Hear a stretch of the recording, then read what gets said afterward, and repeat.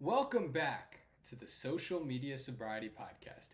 I'm your host, Tyler Raimundo, and today's episode is all about what is reality versus what the media is telling you, and how you can have the trip of a lifetime without you needing social media or really using your phone much at all.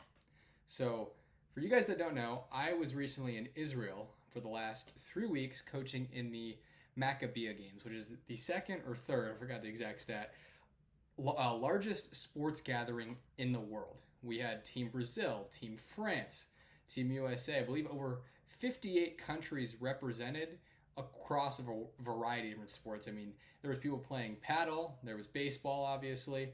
That's what I coached, people playing golf, all in the state of Israel at the time. And then what our group did with USA is after the 2 weeks of the games, we eventually went on Israel Connect, which took us around the entire state and gave us some pretty cool stuff. And while I say this episode is not meant to be political. It is more about sharing what my experience is, and from there you could form your own opinions. So first off, before I went, first questions I asked were, how safe am I going to be? Because, right, we see everything that's going on. We think it's political turmoil. We think there's a massive war going on. I'm not going to discount that. But when we were actually there, things were pretty safe. So we were stationed about 15 minutes from the main city, Tel Aviv, and we were not sent into shelters at all. We also expected, to really feel like there was a war going on, and it felt no different than being in a beach town in Florida, genuinely. Now, when you're walking around and people are carrying rifles and their army gear, it's definitely a culture shock, but in terms of the safety, things felt great. And in fact, I felt more safe in Tel Aviv walking around than almost any other city in the country, especially where I live near Los Angeles. So that part was very surprising. And then at one point in our trip, we went near the Gaza Strip. And I remember reading an article that said, something, Israel continues its bombardment of Gaza. And when I saw that, it was funny because we were just there and there was no political or military warfare going on in that part of town at all. We were at a place, it was called Sderot, and we were, 100 to maybe 300 yards away from the border, and there was nothing going on there. And a small sample size, say what you want, but it seemed pretty peaceful, and that was definitely surprising. As for the games itself, it was pretty fun. So the first 7 days for us were practice and competition. We played a 7-game series against Israel. USA was down 3-1, and we eventually won 3 straight games to win gold.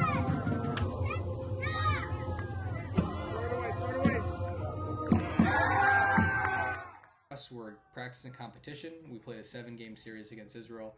USA was down 3-1, and we eventually won 3 straight games to win gold, which was really cool. It was only a 2-team tournament. A couple teams dropped out, a USA team and a Canada team. But living in the moment and having those experiences was unworldly, to say the least. It was just a moment I'll never forget, yet the baseball aspect was so small in comparison to the rest of the tournament and the rest of the trip.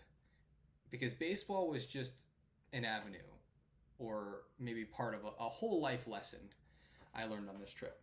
So, taking into kind of what was going on in Israel, and I think one of the most impactful places was the Nova area. So, for those of you that don't know, the massacre on October 7th was at the Nova Festival. And it was pretty much a massive music festival, like you're going clubbing outside. And all of a sudden there was rockets, and then there was Hamas terrorists that came by and slaughtered a bunch of innocent civilians. And when we went there, there was 300, maybe even more, obituaries talking about who the person maybe a quote about their life, who they left behind. And the rest of the area was pretty intact. And I remember that whole hour I was there reading, it made me realize, everything going on, whether it's you see it in the war or whether you see it in your own life, it's just about being thankful for where we are. And knowing that, we see numbers online and we see, stories and we see pictures and videos, and it really dehumanizes what happened. Reality is, no matter what side of the political aisle you are, there was 300 to 500 civilians murdered that day. And that's not to even go the other way. Like, we see the lives of Palestinians. Every person has their own life and their story. And when we see political takes and see people come, it really discounts the life that we have. And if I were to take away one thing from this whole trip, it's how lucky we are to be in, or at least where I am, like in the US, in a country where you're allowed free speech, in a country where you can live every day safely and, practice baseball, practice golf, whatever that is. You have the freedom to do that while still working a job, while being in a place you're allowed to speak out. That part was insane. And, going back to Israel, yes, it was very safe. And I also heard many diverse opinions. Hear Netanyahu speak and hear people boo him, right? And what people really generalize is being a part of Israel as a civilian and being a supporter of their government or not, right? Israel was genuinely one of the happiest places I've ever been to. Everyone there was just living life. In Tel Aviv, it was a beautiful beach city. And every day, there's probably thousands of people just enjoying life on the coast out there. In the Mediterranean Sea, which is beautiful, warm climate, water was clear, nothing like what Huntington Beach or Orange County or Long Beach can show you. And everyone there was just enjoying life. And that's the part of Israel I think that really goes under the radar, is all of the people that are just like you. And then again, when you look at the massacre at Nova, all these people are just like you. They were 18 to 25, definitely some outliers in there, that were just living their life. And when you think of the things that could happen, it really made me thankful for life. And additionally, some of the stories of the IDF, and I know the IDF is a very, controversial topic, but every person that lives in Israel is required to go to the IDF unless there's some religious exemption or, health or things like that. But there's people that are younger than me that served and looked at death in the face. And they talk about things that happened when the war broke out and how they still are able to live their life and enjoy it. We heard a couple of amazing speakers. There was one lady who lost four people in her immediate family, not distant family, 4 people in her immediate family. It was her dad and a couple of her brothers, and I guess one person who was a cousin, so 3 in the immediate family. And she goes around and speaks publicly about how thankful she is for her life, because she knows that at any point it could be taken away, and you control how you wake up every day. You can control if you're going to have a good day or not. You can have that mental mindset. And in America we live in somewhat of a bubble because there's hardship that goes on everywhere. And I really have come to be thankful as the big guiding theme of this whole trip. Then it also just kind of brings to the point of your phone. So when I was there, and as you can tell from some of the pictures in the intro, those are pretty much my best pictures. I didn't take many pictures there. I was there enjoying the scenes, enjoying the presence, enjoying the memories. And it really made me appreciate life and some of the beautiful sights. Like, if Israel is just one country out there in the Middle East and Europe, and there's so many places in the world that we can go to and just enjoy. And again, the media just sucks all of that out. Because if you were dropped in Israel and just looked around, you would recognize it's a beautiful place. It's a very holy place. Being at the Western Wall, which is one of the most holy sites, and even when I was at the Dome of the Rock, there's people that are there praying and just wanting what's best in their life. And, religion, politics aside, it was very holy to see, no matter what your belief was. There was kids on the trip that I was working with that didn't believe in God at all. There was kids who were very devout. Yet we were all there appreciating what those sites are. So, and those are experiences I had without my phone. And, to people that are on social media, it's fine, but it shouldn't take away from where you are. And I think most of the time, one time I was editing the podcast, but even on the bus rides, don't take for granted where you are. Look around, see the sights, talk to your friends. I've really learned how to live in the moment through this trip. It was something special. Now the next part I want to talk about is the relationship. So when you are in a 3-week vacation trip, business trip, whatever you want to call it, because it was a mix of both, just talking to people meant volumes. Because yes, everyone has a story. And when you have conversations with people that you may or may not want to work with in the future, having those conversations does way more than any Instagram or LinkedIn DM can do. It puts a face to a name. It allows you to engage in somebody's personality. You can tell a lot about somebody, even from their body language. Those real connections do volumes, whether it's in your professional career or even your personal life, right? I was able to connect with so many kids and in ways that social media can never do. Just having, in-depth conversations about life, about religion, about what's going on in the war. I mean, there were so many topics of conversations that we got down to such good detail. And my favorite part, and what social media does, right? This war seems like two just opposite sides going at it. And what I've learned from being in Israel is a couple things. The first is the perspectives, even within people that were in my group. Some of my players, they were more sympathetic to one side than the other, and we had conversations and discussions about it.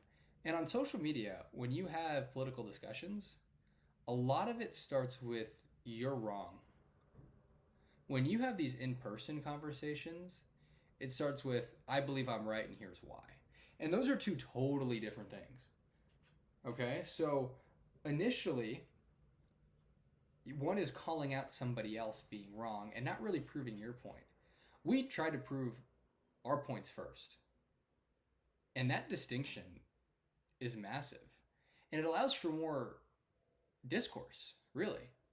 Because you're not attacking the other person, you're offering a different perspective. And when you're out there seeing what's going on in a place that has such high political climate, when you're far away, is night and day. Because again, like I said before, they're just real people. And honestly, a lot of the Israelis I met, very nice people.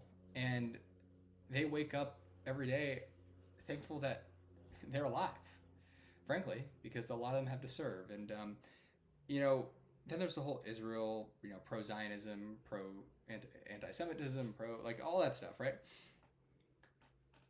What I learned in Israel about Judaism is people feel like they have a home. And I feel like I have a home. I could be proud of my Judaism there. And in the States, sometimes you have those thoughts of, oh, what if someone says something or may do something to me because I have a Jewish star out. And in Israel, you could do it proudly. You could wear a yarmulke. It's proud. And being surrounded by Jewish life meant the world to me. And this is not, I would call it like a Jewish podcast. It's definitely one of the themes. You just feel home and safe. Yet, interestingly enough, I heard a lot of different speeches. One of them was from Arab Israeli. Because, you see the Jewish state and you see these things, but there's a massive Arab population. in the state of Israel. And he talked about how being in Israel, it's one of the only places in the Middle East where he could stand up for what he believes in. And he is an Arab Israeli who is very proud of his country. He served in the IDF, and some people call him a martyr, but to him, he is backing the state that allows him to have a democracy and have free speech. And he even goes out against the Israeli government and allows him to be free. And you don't see those stories on the media. I'm also not telling you what to believe in, because there's plenty of political ideas that you come and form. But when you go to a place like this, you allow your own opinions to be formed. And like I said, I try to stay out of politics. I think a lot of things in politics are issues I can't really solve, and it all goes down to it comes down to the individual and really being a good person.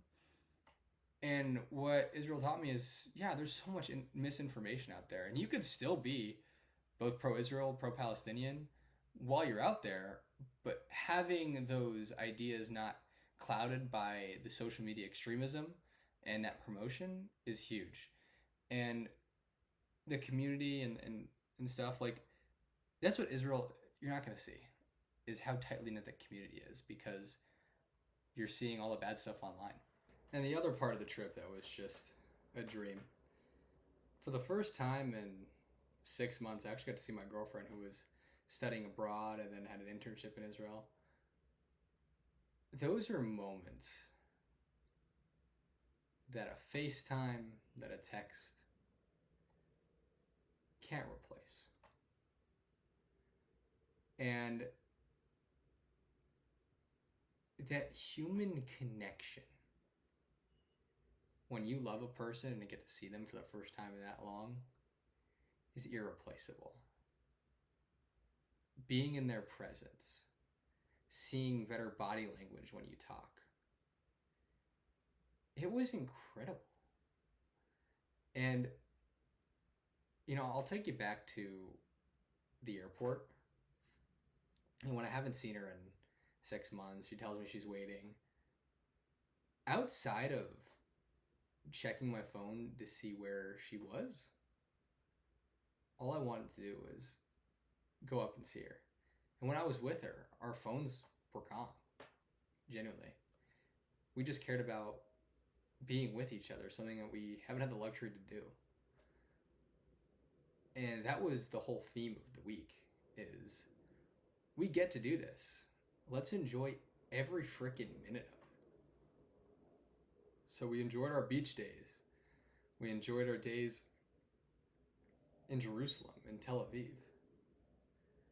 And we also weren't letting anyone else dictate what we were going to do. We didn't go online and compare what our relationship was like. We just lived it. Lived the best relationship for Brenna and I. Not what social media was telling us. And the 6 months were tough, for sure. But it may have been all worth it when we got to have the coolest 3-week vacation together and experience a beautiful place like that. And share the people I met with her on the trip, and share her with the people I met. Something I'll look back on when it's all said and done, and this amazing trip I did have. Talk about the baseball, talk about the people, and how I somehow survived a 6-month relationship away from each other. And the only thing that got us through was texting and FaceTime. And other parts of relationships too is, I see kids every day. And yes, a big theme is, finding a girl or finding a guy, right? These are, the kids I coached were 13 to 17 years old, or 13, 19 years old. Mine personally were 17, 19, but chaperoning, there's a lot more. And yeah, everyone's trying to find a hookup or somebody to hang out with. Yet it was nice because the phones weren't really a thing. Like, people were forced to have conversation and yeah, I'm sure there was, the Snapchat games going on, but it was cool to see that camaraderie, whether it's from guy to guy or guy to girl. And people really pushing the status quo of that flirting online. Like, that was so nice. Even when I'm like doing bed checks 11 o'clock and at 11:30 I see two of my players out, like, yes, I'm telling them to go back, but they were just enjoying their time there, and it was lovely. It was beautiful.